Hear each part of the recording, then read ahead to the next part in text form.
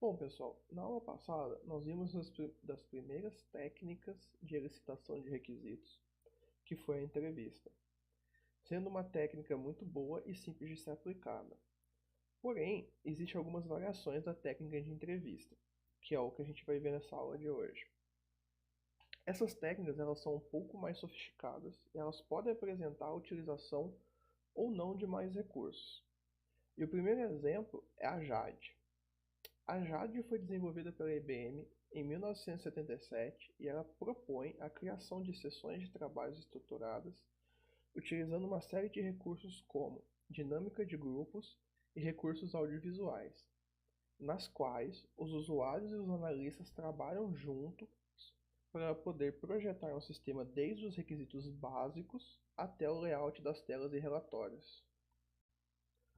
Bom, gente, então essa técnica ela é baseada em quatro princípios, que são a dinâmica de grupo, com a utilização de sessões de grupos facilitadas, o uso de técnicas audiovisuais para aumentar a comunicação e o entendimento entre os usuários e os desenvolvedores ou fornecedores de requisitos e analistas, a utilização de documentação padrão, que é preenchida e assinada pelos participantes de uma sessão. Isso tem um lado bom porque garante, entre várias coisas, o comprometimento entre o fornecedor de requisitos com os requisitos que foram discutidos e acordados na sessão do JAD. E por fim, a manutenção de um processo organizado e racional. Bom, então, a técnica de JAD, ela possui um processo, né, que começa com a preparação para a reunião, através de uma aquisição de dados sobre o projeto, sendo que essa preparação envolve a definição de uma agenda para a execução das sessões de JAD, a definição dos objetivos de cada uma das sessões e da identificação das pessoas que vão estar envolvidas nessas reuniões, a definição do local onde serão executadas as reuniões, entre diversas outras coisas. E aí, a partir do momento que você realiza as sessões, essas sessões vão gerar um conjunto de documentos padronizados. Esses documentos, então, eles vão ser revisados e, por fim, serão incorporados aos documentos padrões do projeto. Bom, como eu falei para vocês, a preparação ela tem como objetivo estabelecer as condições básicas para que a sessão do trabalho seja produtiva e completa. Então, decompondo esses objetivos, é necessário escolher os participantes apropriados, ou seja, é necessário, antes de mais nada, identificar os fornecedores de requisitos, os usuários que irão fornecer informações a respeito do projeto que será desenvolvido, definir quem são os analistas de negócio e os desenvolvedores que participarão das sessões do JAD. Outro ponto, é necessário definir a agenda adequada, como os tópicos serão definidos, e isso é bem similar ao que as outras técnicas fazem, né? E por fim, providenciar o material necessário, que pode ser, por exemplo, um conjunto de templates, um conjunto de documentos, quais serão os padrões que vão ser utilizados para registrar um checklist, por exemplo, entre diversos outros documentos. Já que o processo JAD é um processo um pouco mais rígido e mais detalhado que os outros.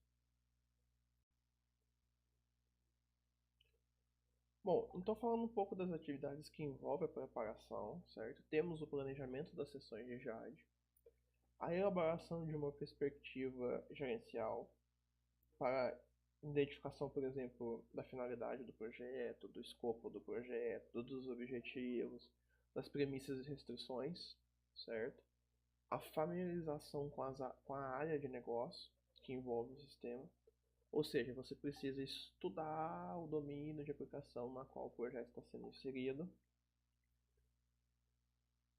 preparar uma agenda para essa sessão, ou seja, indicar os passos a serem seguidos, onde o grupo vai se encontrar, onde eles estão indo, o que eles desejam alcançar, né, com a sessão, preparar os participantes, tentar apresentar a abordagem da sessão, tentar apresentar a técnica, como que ela funciona, identificar as informações que devem ser previamente providenciadas, distribuir essas tarefas de produzir essas informações para os participantes, né?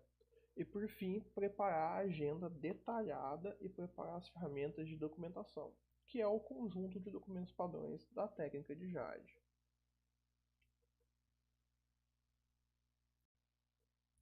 Bom, durante a execução da sessão, o objetivo é produzir as informações necessárias ao desenvolvimento do sistema, certo?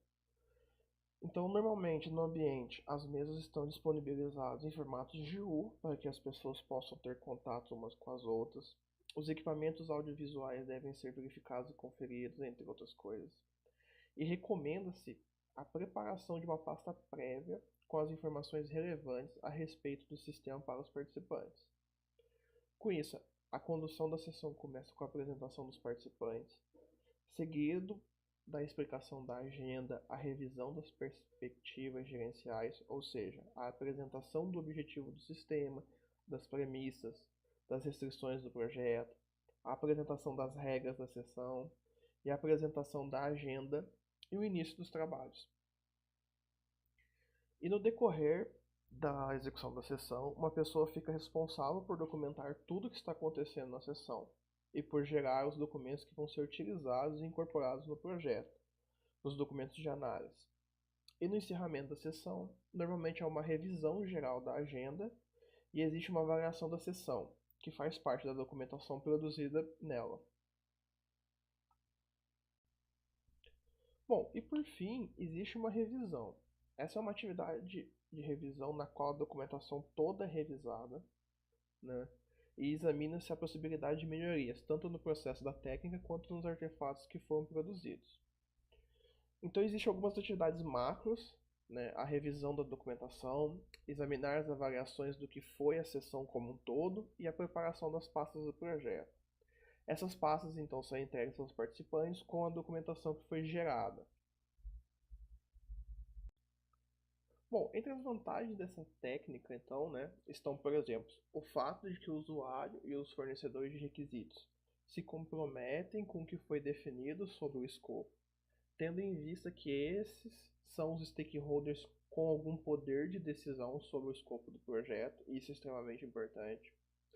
A técnica também reduz o prazo de levantamento de requisitos, tendo em vista que você faz uma sessão e ela geralmente é um pouco mais longa. Em função disso, você já sai com o documento de requisitos e com a prototipagem definida. E isso é importante porque, inevitavelmente, os fornecedores de requisitos vão avaliar e priorizar os requisitos. Então, você pode eliminar os requisitos de valor inquestionáveis.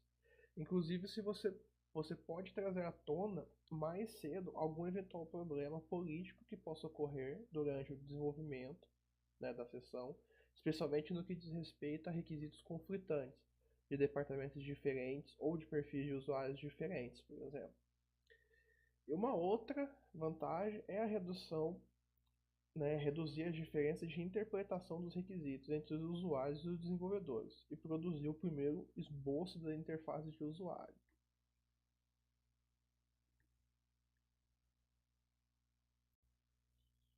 Bom, essa técnica também tem desvantagens, e entre essas desvantagens estão a existência da disponibilidade de tempo dos participantes para as sessões. Via de regra, quando você usa uma técnica, né, desse tipo, inclusive uma técnica mais simples como a entrevista, muitas vezes você pode chegar no cliente e o cliente não tem tempo para te receber. Isso é um problema bastante comum em empresas de desenvolvimento de software.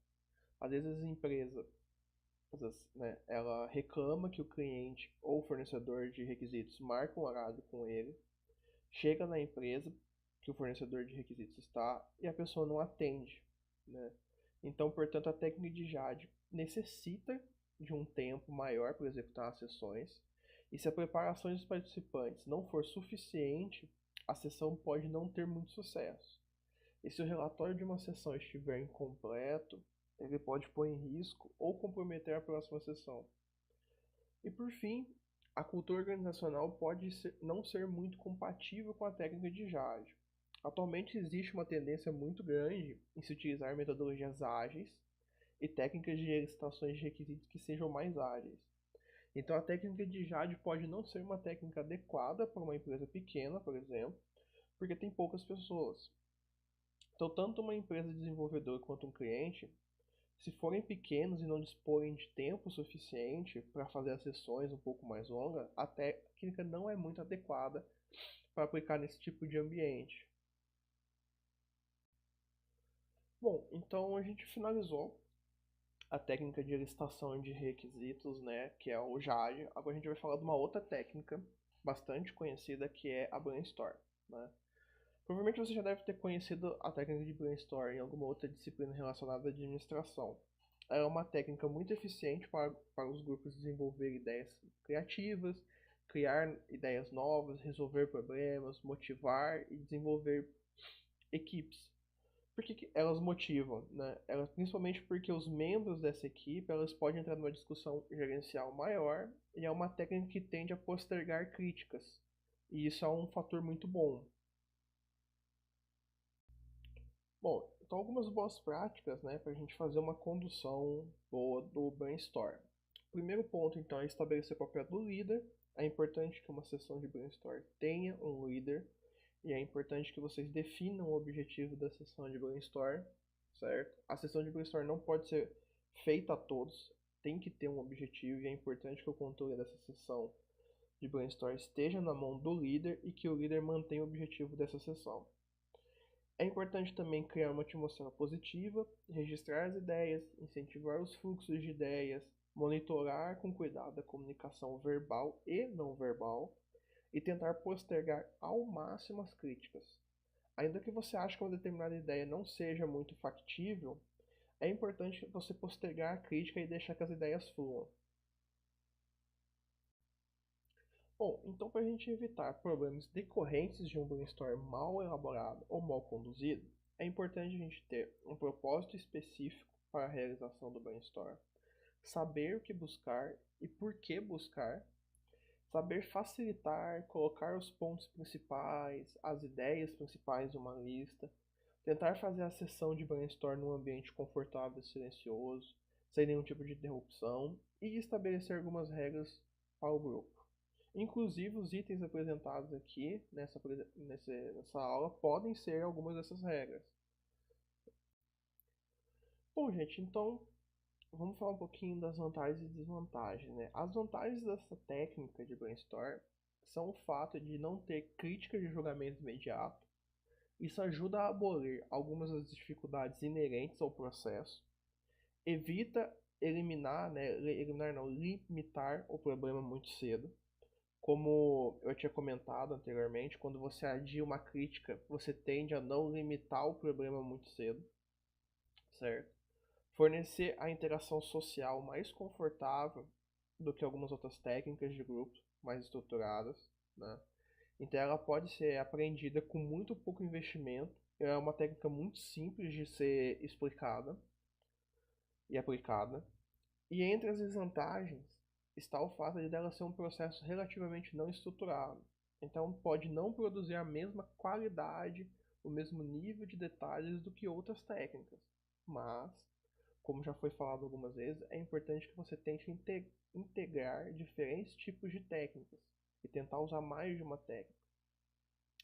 Isso que eu quero dizer é que eu posso pegar uma técnica de entrevista e depois dessa técnica aplicar uma técnica de brainstorm para ver, por exemplo, se os objetivos que foram identificados na entrevista, como que eu posso alcançar esses objetivos com o meu cliente usando a técnica de brainstorm. E tendo em vista que a técnica de brainstorm gera muitas boas ideias, eu posso então prototipar algumas dessas ideias, que são mais difíceis de serem mostradas para o cliente apenas com documentação, né? E uma vez que eu possuo um protótipo, eu posso especificar requisitos em cima desse protótipo. E aí eu volto para uma entrevista com o meu cliente e mostro o resultado do brainstorm, certo? Então a ideia geral é que você possa utilizar mais de uma técnica, né, em função da sua necessidade e depois no projeto você aplicar várias técnicas diferentes de licitação para poder completar e ter um documento mais rico e com menos viés possível, certo? Então, gente, a nossa aula sobre licitações fica por aqui e até a próxima aula.